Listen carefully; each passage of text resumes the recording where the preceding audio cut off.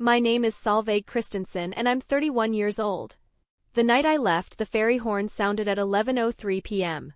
I heard it through the window of the bedroom I had been using as a place to think since the gathering ended 3 hours earlier. My son Mats was asleep in the room next to mine. He was 3. He slept on his back with his arms out, the way he had since he was an infant, and I had checked on him twice already without waking him. My husband Don was downstairs. I could hear the television low the way he left it on when he didn't actually want to watch anything but needed the noise. We had not spoken since we got home. The drive back from his parents' house had been 24 minutes of rain on the windshield and nothing else. I sat on the edge of the bed with my phone in my hand. I had been trying to decide something for 3 hours. By the time the ferry horn sounded, I had decided it.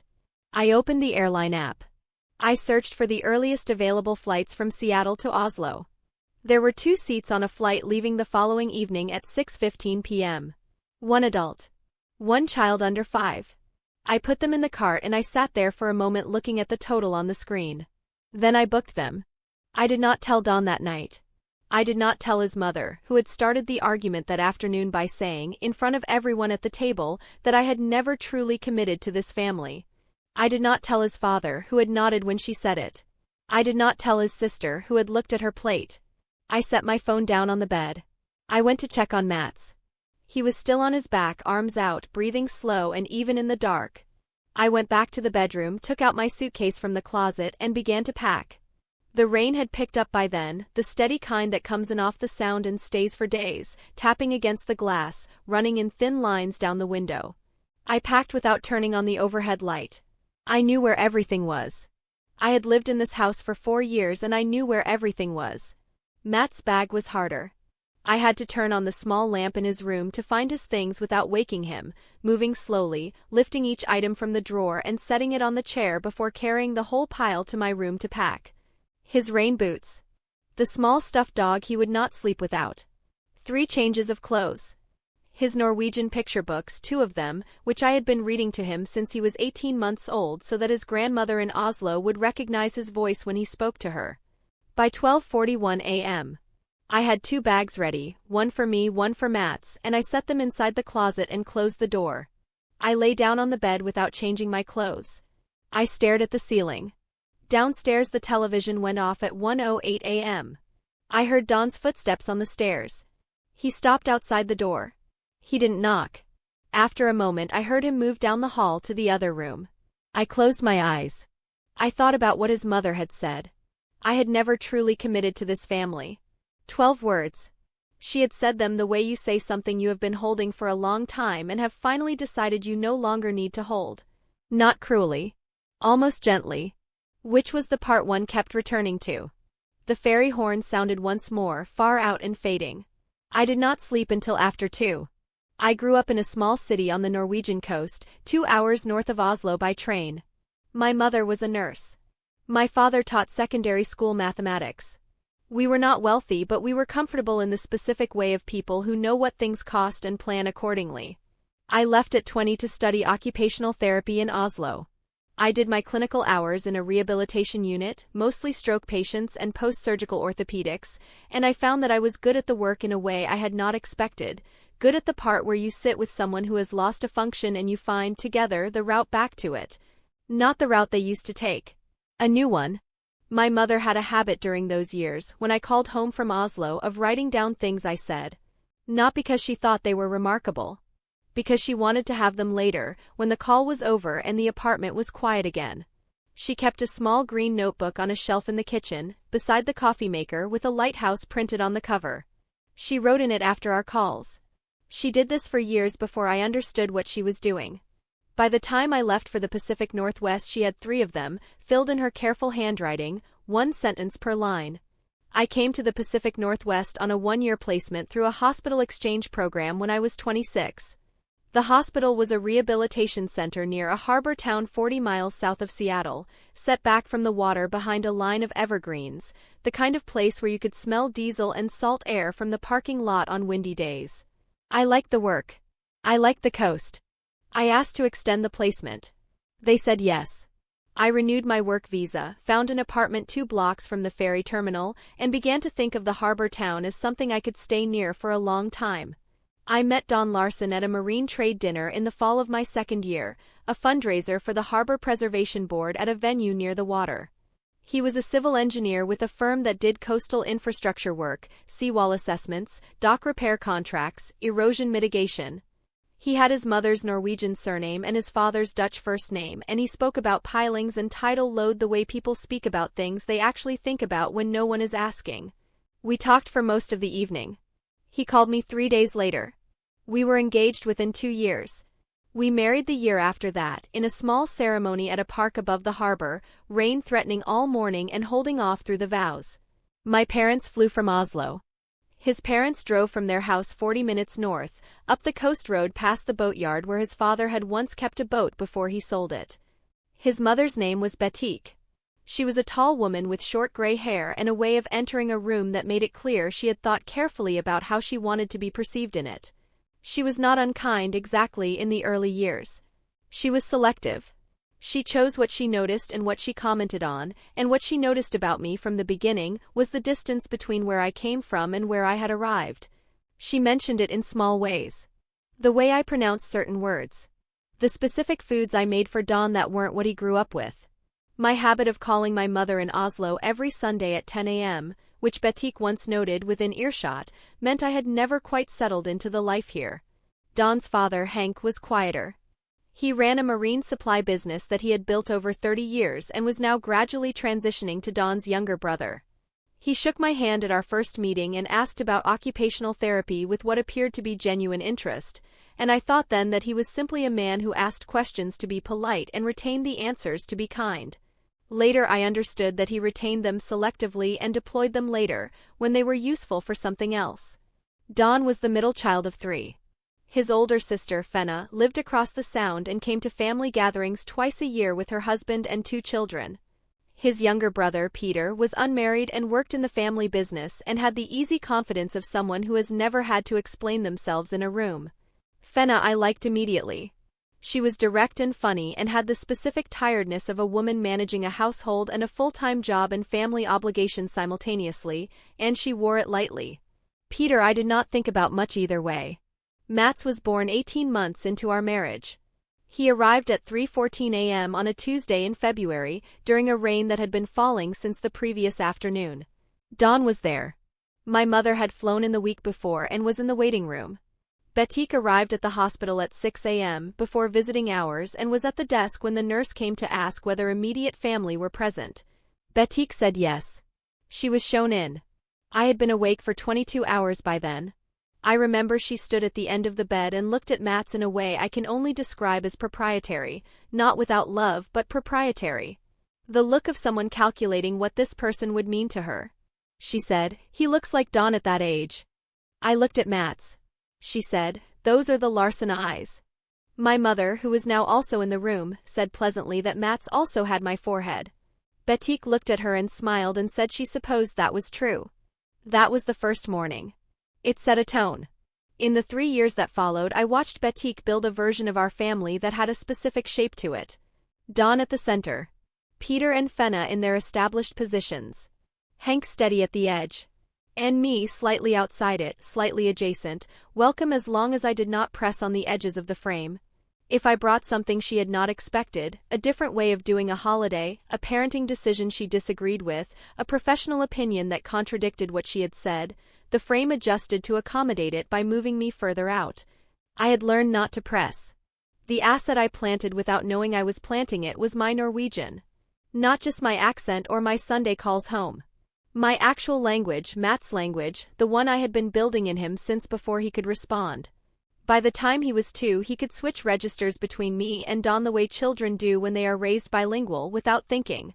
By 3, he asked his grandmother in Oslo via video call whether she had seen the fjord that week. In Norwegian. Without prompting. Betik did not speak Norwegian. Don spoke it functionally. Peter spoke none. Fenna had a handful of words. When Matt spoke to my mother in Norwegian at a family dinner, Betik watched with an expression I recognized. It was the expression she made when she had noticed something she would need to address later. She addressed it later. The labor of the 5 years I had been part of this family was not the kind that left records.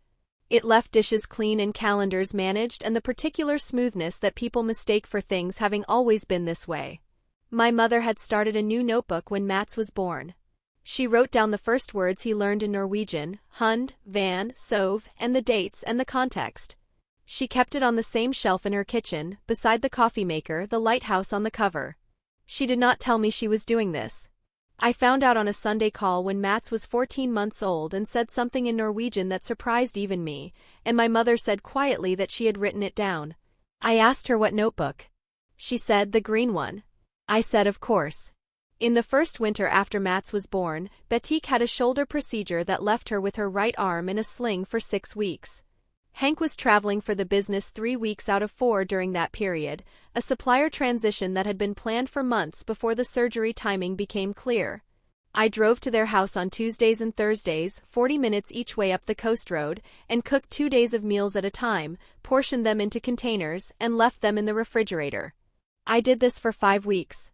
Betik thanked me twice, the first Tuesday and the last. The weeks in between she accepted it as something that was simply happening. The following spring, Peter needed 2 co-signers on a lease for a commercial unit he was taking for a storage expansion of the marine supply business. The space was $2,340 a month on a 2-year term. Don was willing, but Peter needed a second signature. Don asked me. I signed. The lease ran its full 2 years and the business paid its rent without issue. Peter never mentioned the co-signature to me directly before or after. When Hank's oldest employee retired, the business held a small dinner at a venue near the harbor. I arranged the dinner, the venue, the catering, the printed menu cards, the small gift for the retiree. The catering alone ran $1,870. I spent 4 evenings on it. I did this because Betik had said at a Sunday lunch that she didn't know how these things were done and Hank was too busy. I took that as a request and acted on it. The dinner went well. Betik told Don afterward that it had come together nicely. In the 2nd year of our marriage, Fenna went through a difficult period with her husband, not a separation, but something close enough that she needed to be somewhere other than her own house on several evenings. She came to ours. I made dinner. I listened. I did not give advice unless she asked for it. She asked once about whether leaving was something you came back from, and I said that I thought it depended on what you each did with the distance. She looked at me for a moment and said that was actually helpful. She came back 4 more times over the course of that winter. Mats had an ear infection in January of his 2nd year that ran for 3 weeks without fully clearing. Betik had opinions about this, about the pediatrician, about antibiotics, about what should be done differently. I listened to each opinion. I did not argue. I followed the pediatrician's protocol, which resolved the infection by the end of the 3rd week. When Betik asked at a Sunday visit how his ears were, I said they were clear. She said she was glad her advice had helped. I said thank you. The year before the gathering, Hank had a contract dispute with a supplier that had shorted an order and was refusing to issue a credit. I told him I would help.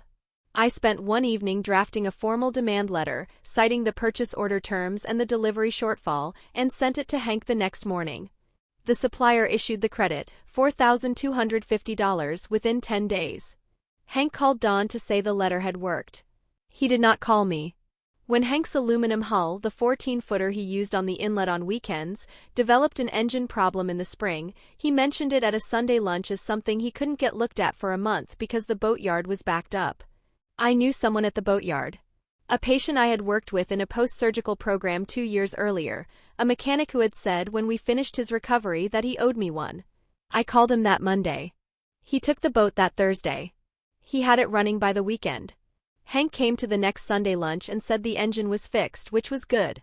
He did not say how. The same year, Betik asked me to help organize the family's annual gathering.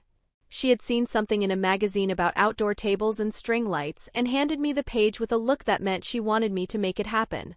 I sourced the tables from a rental company, the lights from a hardware store near the ferry terminal, borrowed serving platters from a colleague at work, and coordinated with Fenna on what everyone was bringing. The gathering was in August. Betik said afterward that it had been the best one in years. She said this to Hank. I was in the kitchen at the time. The autumn before the gathering that changed everything, Fenna's older child was struggling with a school transition. Fenna called me on a Tuesday evening and asked if I knew anything about children adjusting to new environments. I did. I talked with her for 40 minutes and sent her 3 plain language summaries I wrote myself the next morning. She wrote back the same afternoon, "This is exactly what I needed." Her son was settled by November. When my parents visited, twice a year, April and September, I coordinated everything. Flights from Oslo. The apartment cleaning.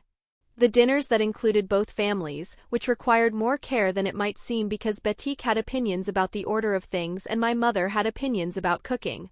I managed the seating. I managed the menu. I held the 2 sets of grandparents in a configuration that worked for Mats and said nothing about the effort it took. My father, on his April visit the year before the gathering, helped Hank repair a gate on the side yard of the Larson house that had been off its hinge for 2 months. They worked together for an afternoon, my father who taught mathematics and Hank who ran a marine supply business, neither of them speaking much of the other's language but both understanding a gate hinge well enough. I had suggested it to my father. I had not suggested it to Hank. I let it look like it had happened on its own.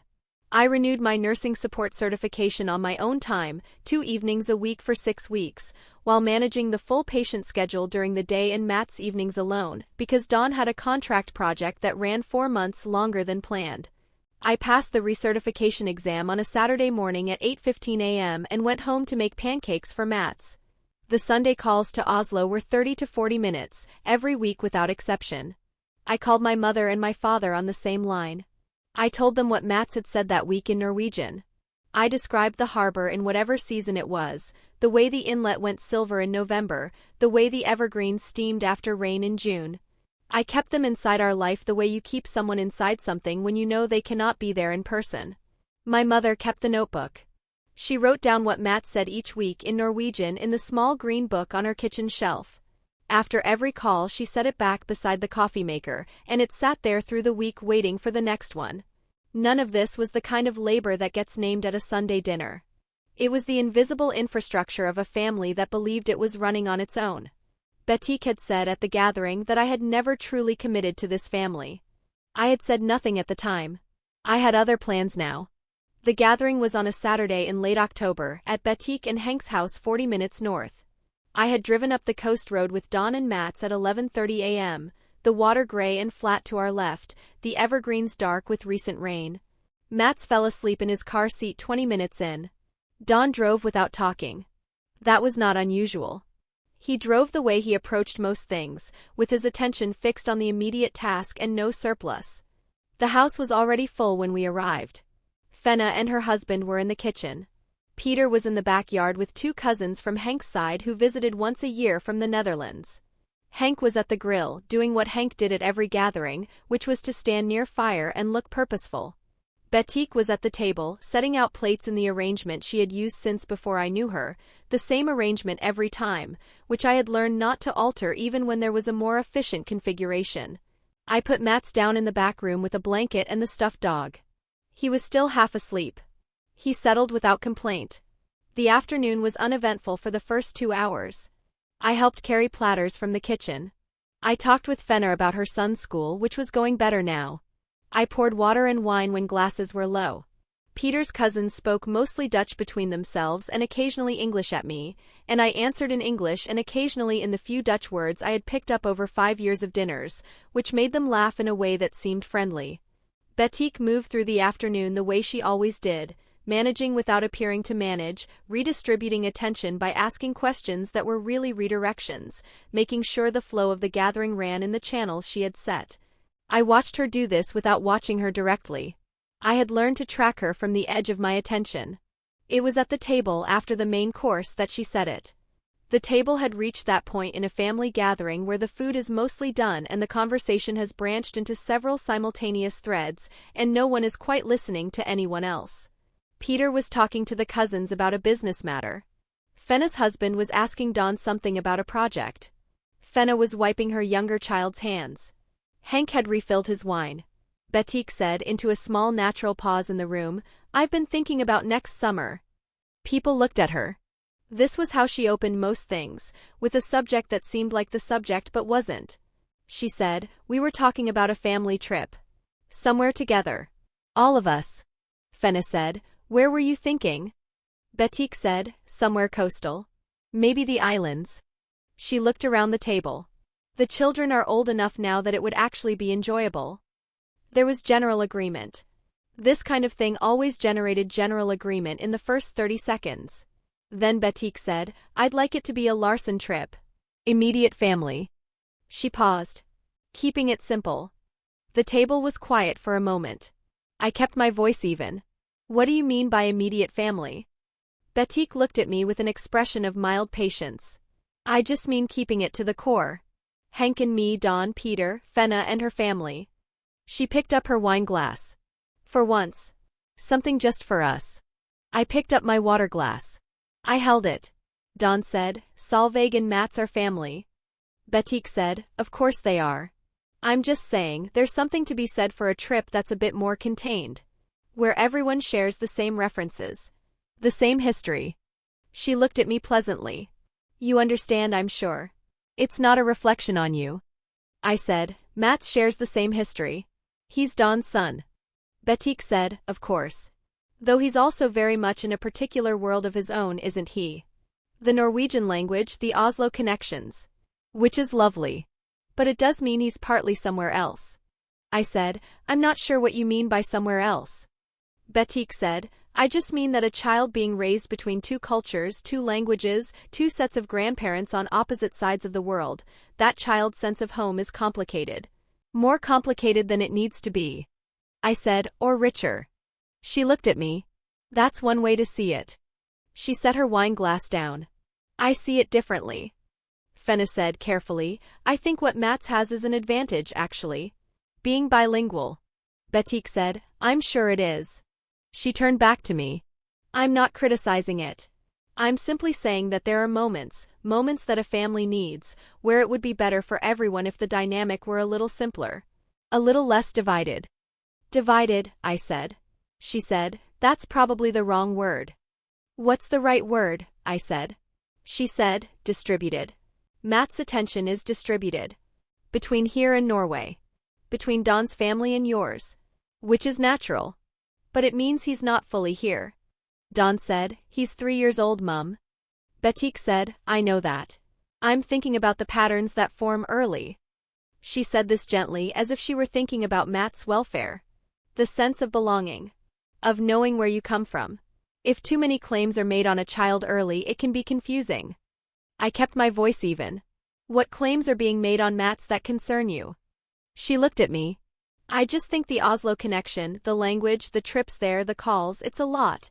For a 3-year-old. He needs to be here. To feel like he belongs here. To feel like this is his home and his family. Dawn said, Mum. She said, I'm not criticizing, Dawn. I'm raising something that I think deserves to be talked about. Openly. As a family. Peter said nothing. He looked at his plate. Fenna's husband looked out the window. Betik said, I just think that we haven't talked honestly enough about what it means for Mats to have his attention pulled in so many directions. It's a lot for a small child. Henk said nothing. He refilled his wine. I picked up my water glass. I set it down without drinking. Fenna looked at her plate. The table moved on. Betik asked Peter about something to do with the business. The cousins resumed their conversation. Dawn was very still beside me. I did not look at him. 20 minutes later, after the table had cleared and people had moved to the sitting room, Betik found me in the kitchen, rinsing plates at the sink. She came and stood beside me. She picked up a dish towel. I hope I didn't upset you earlier, she said. I said, I'm fine. She said, I know it can be hard to hear. But I think it's important to say things when they need to be said. Rather than letting them build. I said nothing. She said, Dawn loves you. We all know that. But I've noticed, and I think you've probably noticed too, that you've never quite settled into this family. Not fully. There's always been a part of you that's somewhere else. That's looking toward Oslo. And I understand that. You have a life there, a history. But it means you've never truly committed. To this family. To Dawn. To making this the place where you belong. I kept my face even. I kept my hands on the plate I was rinsing.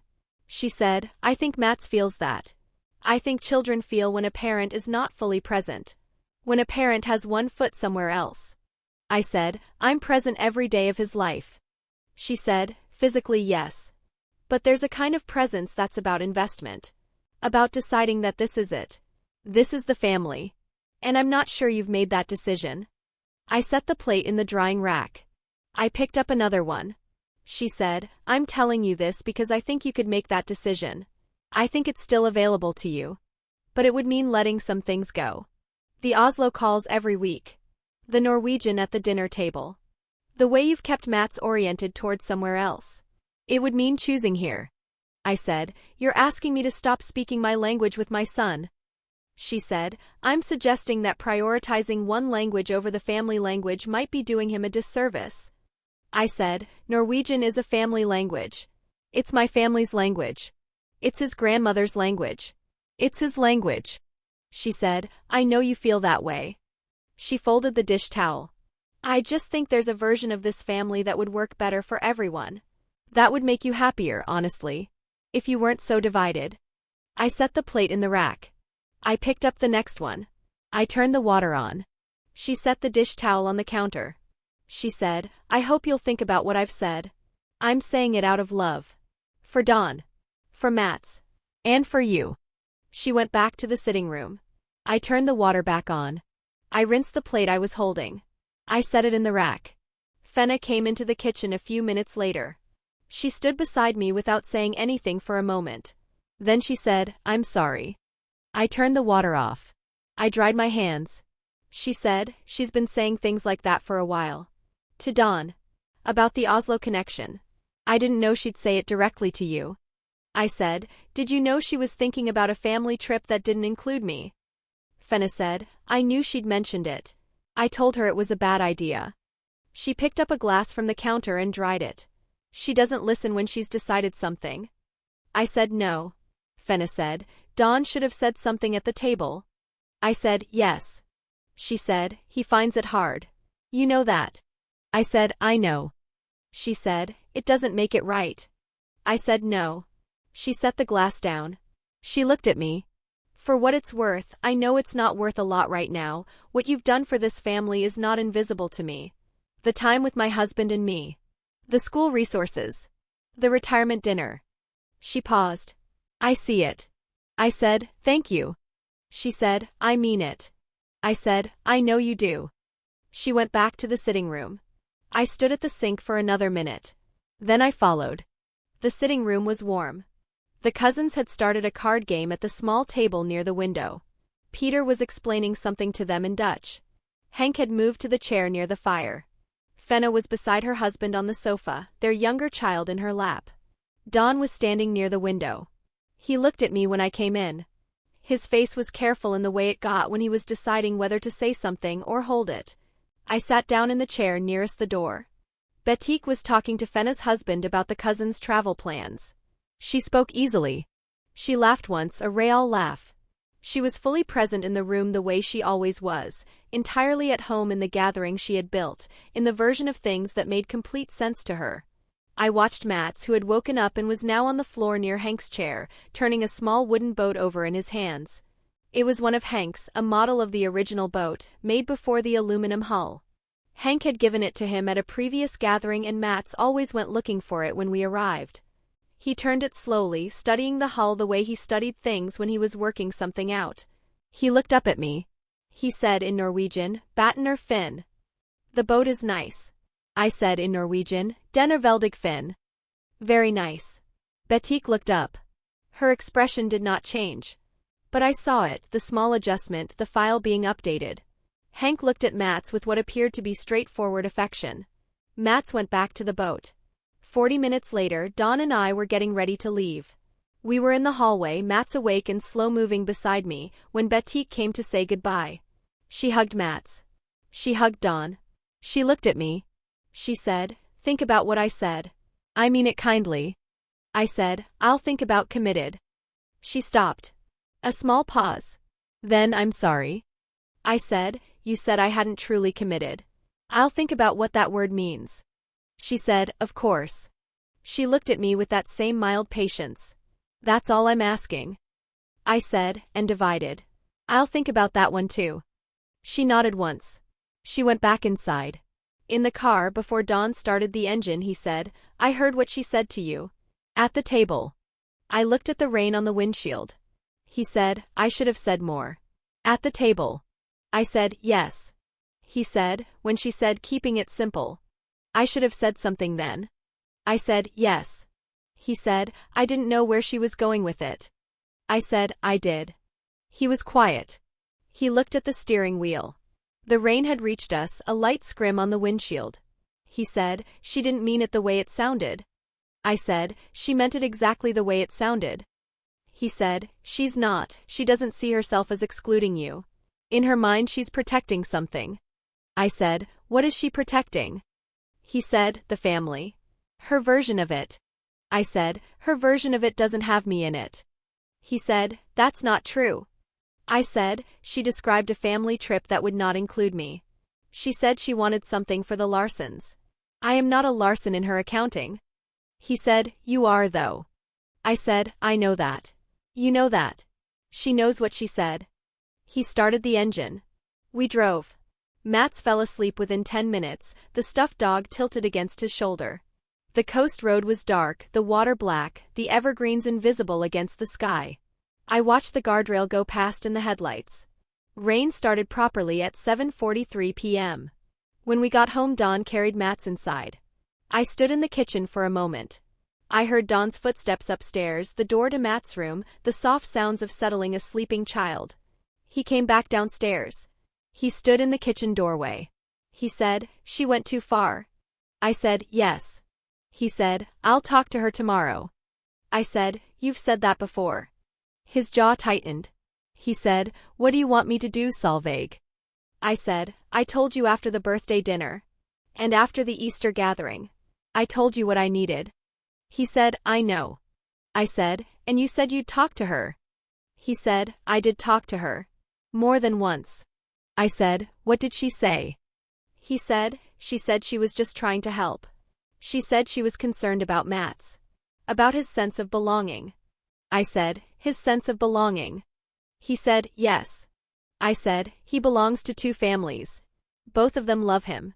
That's not a problem. He said, I know that. I said, does she? He said, she has a different way of seeing it. I said, I know her way of seeing it. She said it at the table. He said, she went too far. I agree. I said, she's been going too far for 3 years. Since the morning after Mats was born. Since the first time he spoke Norwegian to my mother and she catalogued it as a problem. He was quiet.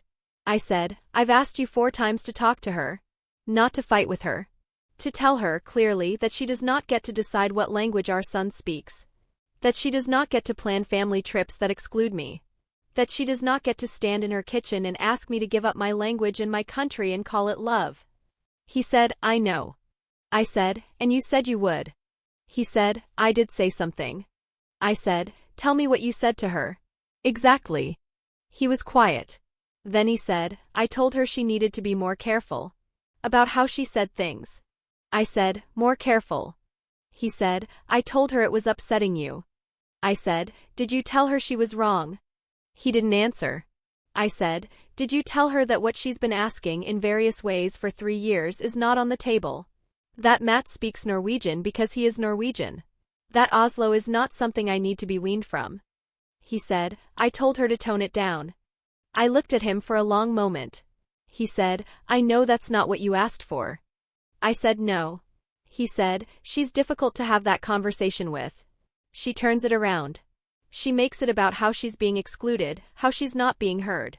And then my father looks at me like I've started a fight. I said, I know. He said, it's not as simple as it looks from where you're standing. I said, I've been standing in this family for 5 years. I know how simple it isn't. He said nothing. I said, I'm going to bed. He said, Solveig. I said, not tonight. I went upstairs. I checked on Mats. I went to the bedroom and sat on the edge of the bed.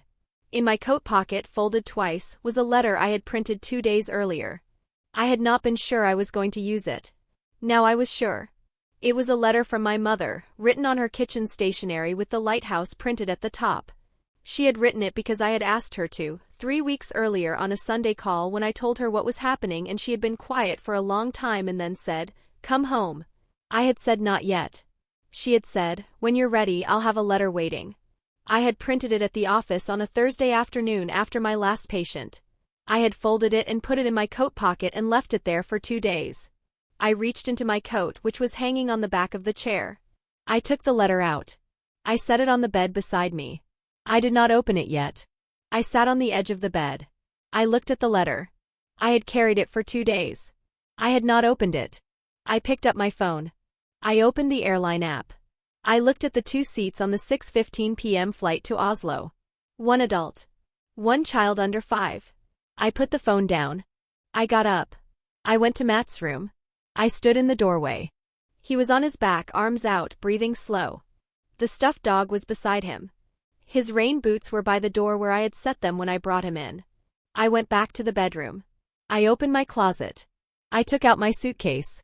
I set it on the bed. I went to the dresser. I opened the top drawer. I took out what I needed and set it on the chair. I went to the bathroom.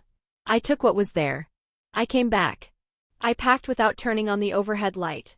I went to Matt's room. I found his things in the dark, the way I always did, by position.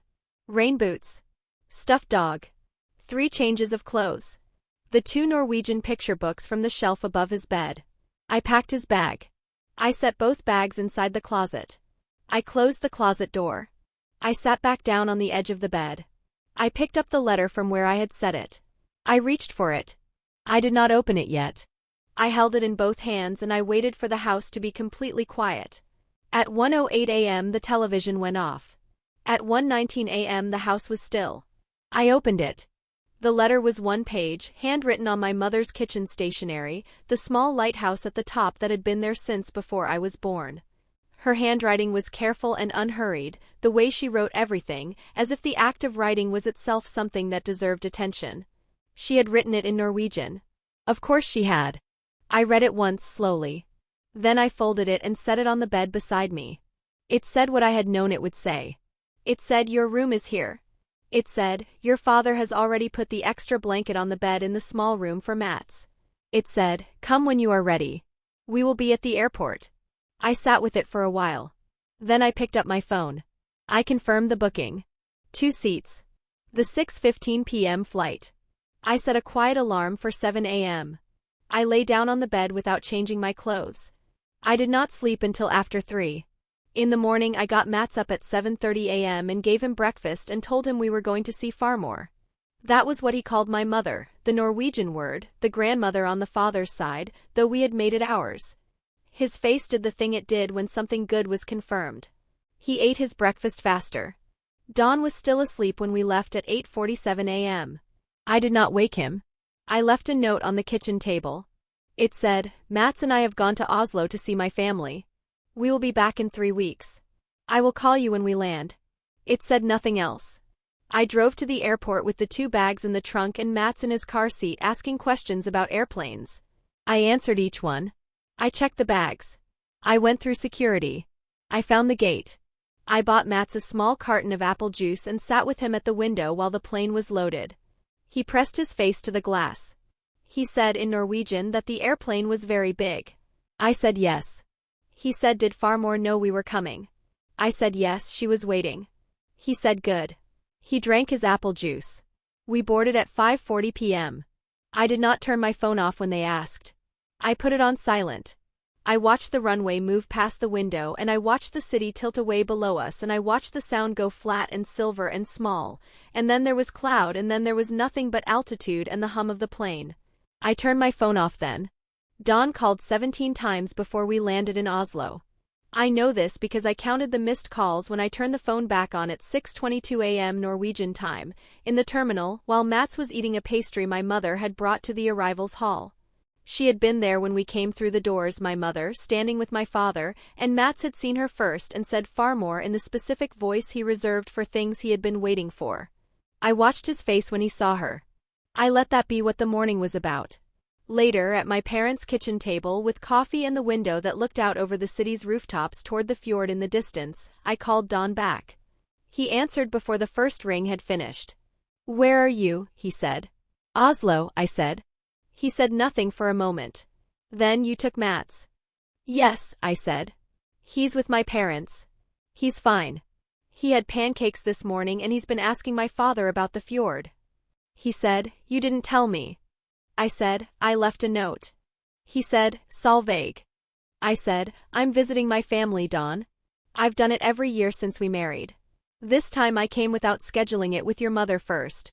He said, "This isn't about my mother." I said, "I know." He said, "You can't just take him and leave." I said, "I can visit my family. He has Norwegian citizenship. He has a Norwegian passport. This is his country too." He said, "I know that. That's not what I meant." I said, "What did you mean?" He was quiet. Then, "I woke up and you were gone. Both of you." I said, "I know. I'm sorry for how it felt. I'm not sorry for coming." He said, "When are you coming back?" I said, 3 weeks. He said, 3 weeks. I said, "Yes." He said, "I want to talk. Properly." I said, "I know. We will." He said, "Can I talk to Mats?" I said, "Yes." I called Mats in from the sitting room. He took the phone and said "Papa" in Norwegian and then switched to English because Don's Norwegian was functional but slow, and they talked about the airplane and about Farmor's cat and about what they had seen from the plane window. Mats handed the phone back when he was done the way 3-year-olds end conversations, cleanly, without ceremony. I took the phone. Don said, "He sounds fine." I said, "He is fine." He said, "I'll call tomorrow." I said, "Yes." We hung up. My mother refilled my coffee without asking. She sat across from me at the table. She did not say anything. She was good at that, at being present without pressing. I had learned it from her, or tried to. I said, "She told me I'd never truly committed to this family." My mother said, "I know." I said, "She said I had one foot somewhere else. That I was making Mats divided." My mother looked at her coffee cup. She said this in front of everyone. I said, "At the table." And then again in the kitchen. My mother said nothing. I said, "Don was there for the table part." He said 2 sentences and then let the conversation move on. She said, "Yes." I said, "I need him to understand what that cost. Not as an accusation. As a fact." She said, "I know." We sat with that for a while. Outside, the city was going about its morning. I could see a corner of the fjord from the window, pale in the early light. 3 weeks later, Don flew to Oslo. He had not asked if he could come. He had said on a call 11 days into our visit that he was coming and asked which day worked. I told him. He booked the flight that afternoon. He arrived on a Thursday evening. My parents were polite and careful with him in the way of people who love someone and are not yet sure what they think of the person who has hurt that someone. My father showed him to the guest room. My mother made dinner. Mats was delighted. He took Don by the hand immediately and showed him everything in the apartment that he had decided was important, including the cat, the window, the green notebook on the kitchen shelf, and the view of the fjord from the hall window at a particular angle. Don crouched down to look at the fjord from that angle. He said it was a good view. Mats said yes it was. After Mats was in bed, Don and I sat at my parents' kitchen table. My parents had found reasons to be elsewhere. The apartment was quiet in a particular way, the city outside and nothing else. A tram bell somewhere below. The refrigerator's low hum. My mother had left a half-full pot of coffee on the counter and 2 clean cups on the table, which was the specific hospitality of someone who wanted to give you room without leaving you alone in it entirely. Don sat across from me with his hands around one of the cups. He had not poured any coffee into it. He just held it. I waited. He said, "I didn't know how to come. I didn't know if you'd want me to." I said, "You asked which day worked." He said, "Yes." I said, "That was right." He looked at the cup. He said, "I've been trying to figure out what I should have done. At the table. And in the weeks before. And at the birthday dinner and the Easter gathering and all the times you asked me to say something clear." I said nothing. He said, "I keep arriving at the same place. I should have said it sooner. Not differently. Sooner." I said, "Yes." He said, I think I told myself that managing it was protecting you. That keeping things calm at the table was better than making a scene. That over time she'd understand on her own." I said, "She doesn't understand things on her own. She understands things that are said to her directly." He said, "I know that now." I said, "I told you that 3 years ago." He said, I know. We sat with that for a moment. Outside, a tram went past on the street below. The window showed the roofline and above it a strip of sky, dark and clear. Don said, I called her. I said nothing. He said, after you left. That first day. I told her what happened. I said, what did she say? He said, she said you had overreacted. That what she'd said was reasonable. That she had said it kindly. I said nothing. He said, I told her it wasn't reasonable. I told her she had been saying versions of that same thing for 3 years and that you had asked me to address it and I hadn't addressed it properly and that it had cost us something. I looked at him. He said, I told her that what she asked of you, at the table and in the kitchen, was not something she had the right to ask. That your language is not something she gets to vote on. That Oslo is not a problem to be managed.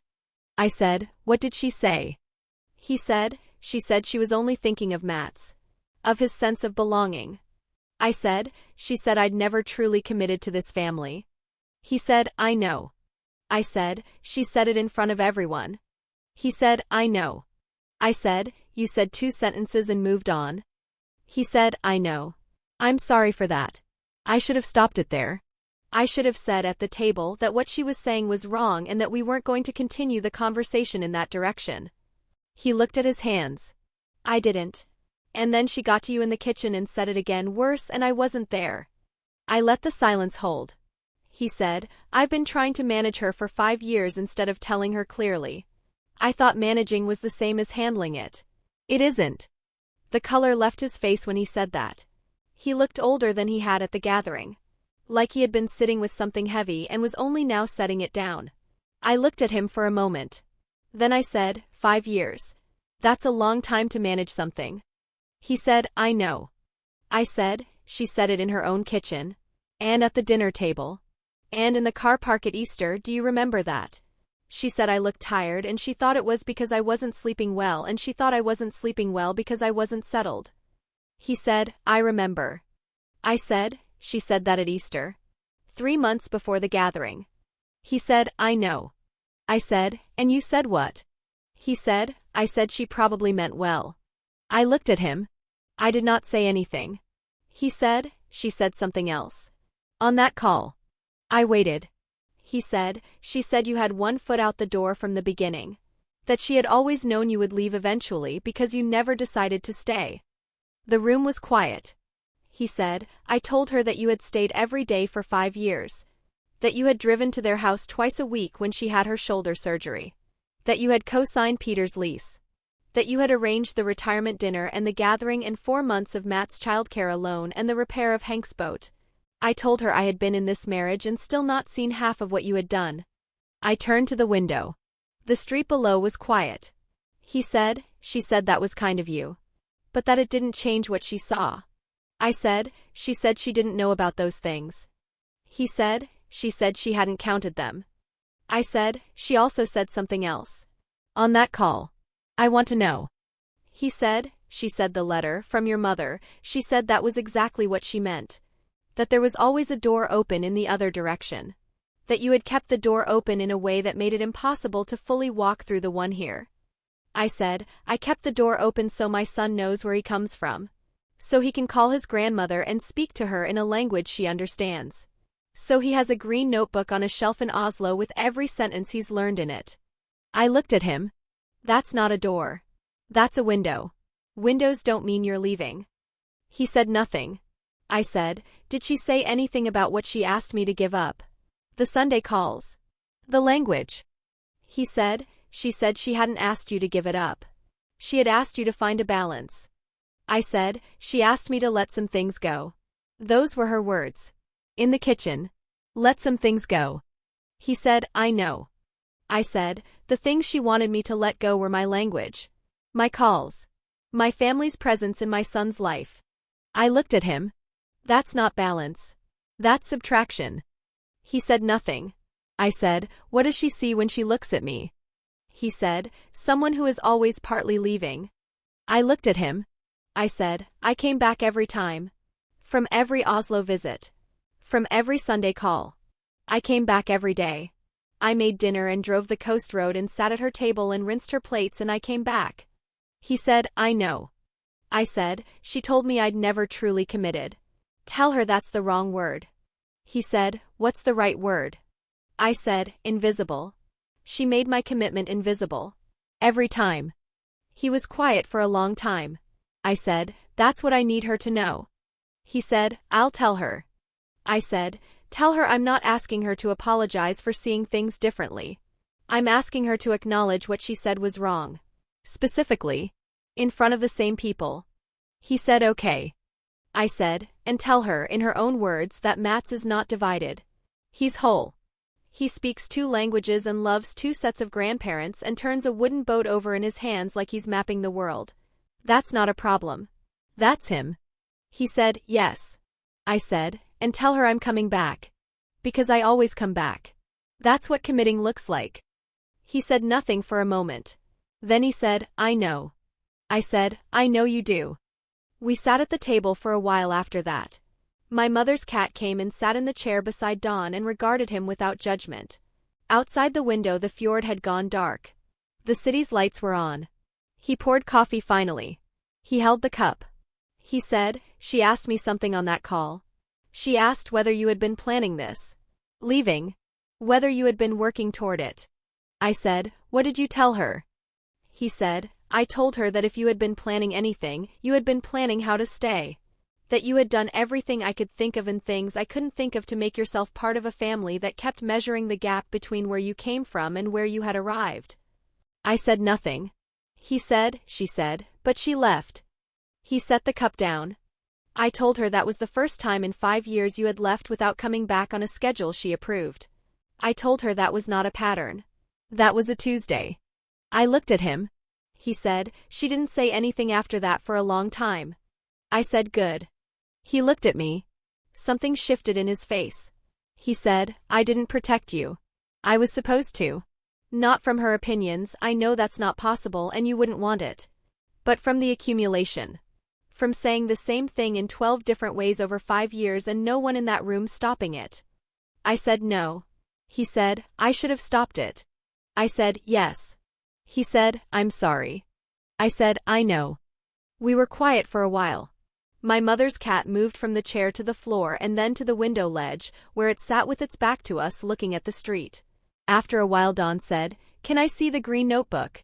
I said, ask my mother. He did the next morning. Mats had been up since 6:30, the way he always was in Oslo. The light came in earlier there, and there was the cat, who was willing to be awake at any hour. My mother had given him breakfast and set him at the kitchen table with a pile of picture books, and he was working through them with the systematic focus of someone conducting a serious review. My father had gone out early. He usually did when something needed space. My mother brought the notebook out with coffee and set it on the table in front of Don without ceremony. He reached for it. She slid it across the table. He opened it.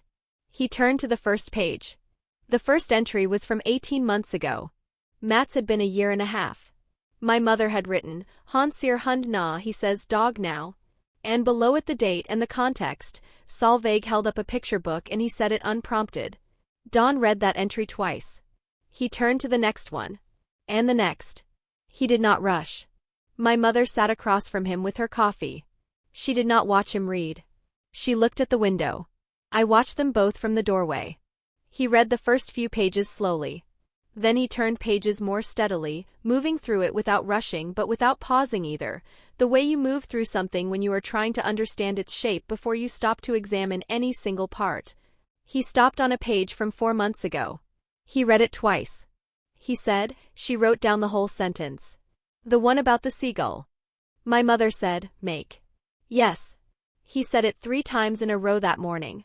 He was very pleased with it. Don looked at her. He said, did he call you?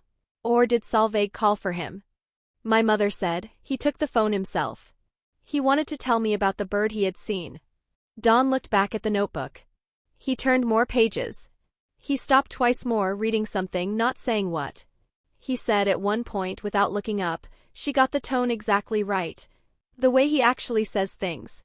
My mother said, I practice. He looked up at her. He said, thank you. She said, it's not a small thing. Being a grandmother from this distance. He said no. It isn't. He looked at the notebook.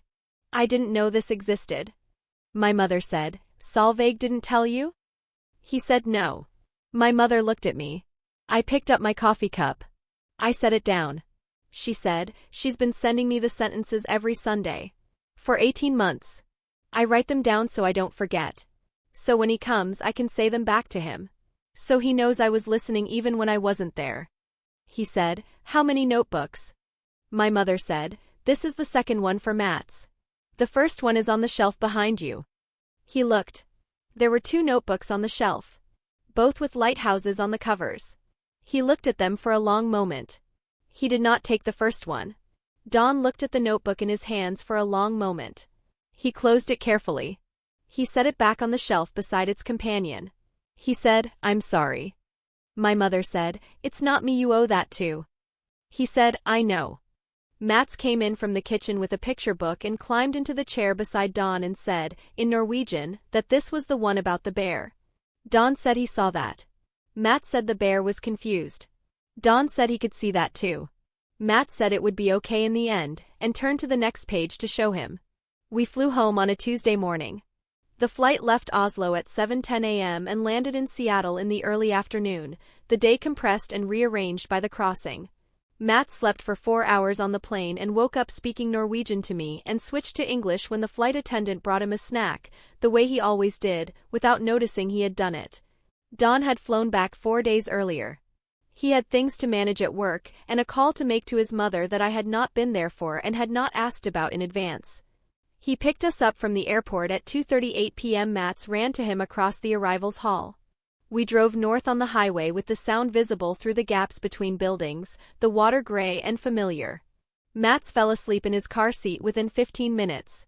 He had inherited that from Don, the ability to sleep in motion without effort. Don said, I called her. I said, I know. He said, she went through all of it first. The part where she said she had meant it kindly. The part where she said she was worried about Mats. The part where she said I was being unfair to her by taking your side. I said nothing. He said, I let her go through all of it. And then I said what you told me to say. About the word. About commitment. About what she had made invisible. He paused. She was quiet for a long time after that. I said, what did she say? He said, she said she hadn't thought about it that way. I said nothing. He said, I told her that wasn't enough. I told her I needed her to think about it until she could say specifically what she had gotten wrong. Not a general apology. Specifically. I looked at him. That was new. That was not how he had talked about his mother before. He said, she was quiet again.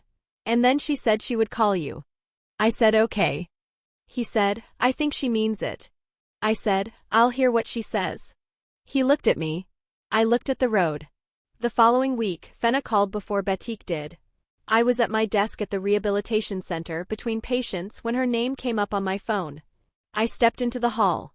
She said, I wanted to call before you heard from her. In case it helps to know where things stand. I said, all right. She said, I talked to Dawn. And then I talked to her. She paused. She's been sitting with it. She's not comfortable. I think that's good. I said, what did she say to you? She said she was trying to protect the family. The shape of it. A beat. I told her the shape she was protecting had you outside it. She said that wasn't what she intended. I said, I know. She said, I told her that intentions don't change the architecture. Her words, not mine, she said you were divided. I told her that divided is what she made you. Not what you are. My throat went tight. I said nothing for a moment. Fenna said, she was quiet after that. That's the best I've seen her go quiet in a long time. I said, thank you for that. She said, she'll call. Let her say it. She needs to say it herself. I said, I know. She said, and for what it's worth, I should have said more at the table. I said something. I should have said more. I said, you said what you could. She said, it wasn't enough. I said no. But I know what it costs in that room. And you said it anyway. She was quiet for a moment. Then she said, take care of yourself. I said, I will. We hung up. She called on a Thursday, 9 days after we got back. I was at the rehabilitation center between patients when my phone showed her name. I let it ring twice. Then I answered. She said, Salvague. I said, Betik. She was quiet for a moment. Then she said, I've been thinking about what Dawn said. About what I said to you. At the gathering and in the kitchen. I said nothing. She said, I said you had never truly committed to this family. I said it because I believed it. I've been sitting with that and with what Dawn told me, what you had done, all of it, the things I didn't count, and I've been trying to understand how I could have believed something so clearly wrong. I said nothing. She said, I think I was looking for evidence of what I already expected to find. And when I found what I was looking for, I stopped looking. She paused. That was wrong. I was wrong. Not in how I phrased it. In the thing itself. I was wrong. I said, thank you. She said, I'm sorry for what I said about Mats. About his language. About Oslo. About what you were doing to him by keeping that part of his life close. She said it cleanly, without the qualifications. I was wrong about that too. I said, I know. She said, I don't know how to make it right. But I want to. I said, I know. She said, Dawn told me what you said. About commitment. About what it looks like from where you've been standing. I looked at the window. The parking lot. The line of evergreens beyond it. She said, I see it now. I think I've been seeing what I needed to see instead of what was there. I said, thank you for saying that. She said, of course. We talked for a few minutes more, careful in the way of people building something that needs to be built slowly. She asked about Mats. I told her about the airplane and the cat and the green notebook. She said she hadn't known about the notebook. I said yes. She said, he's lucky. To have a grandmother like that. I said, he has too. She was quiet for a moment. Then she said, yes. He does. We hung up. I sat in the break room of the rehabilitation center for a few minutes. Through the window I could see the parking lot and beyond it a line of evergreens and beyond them the edge of the inlet, just visible, flat and gray in the November light. Mats had left something in my coat pocket before I left that morning. I had felt it when I put the coat on but hadn't looked. I reached in now. It was the small wooden boat, Hank's model, the one Mats always went looking for at the Larson house. He had slipped it into my pocket sometime the previous evening without telling me. He did things like this, deposited objects in the pockets of people he trusted, without explanation, as if the transfer itself was the point. I held it in my palm. It was lighter than it looked. Smooth at the hull from being handled many times. The paint on the bow was worn to bare wood in one spot, from exactly the place where small hands had held it most. I had driven twice a week on the coast road for 5 weeks with meals in the back seat. I had signed my name to a lease no one asked about again. I had written a demand letter on a Thursday evening and a plain language summary on 3 occasions and managed a gathering from a magazine page and sat in a kitchen in February with a woman who needed someone to listen. I had kept a language alive in a small room and sent its sentences north every Sunday until they filled a green notebook on a shelf in Oslo. I had done all of it inside a family that had decided the word for it was divided. I put the boat back in my pocket. It was a plain thing. A wooden hull, painted by hand, worn smooth where it had been held. It didn't mean anything by itself. But Mats had put it in my pocket. And that meant he had wanted me to carry it. I went back to my patients. If this story found you at a moment when you needed it, I hope you'll pass it on to someone who might need it too.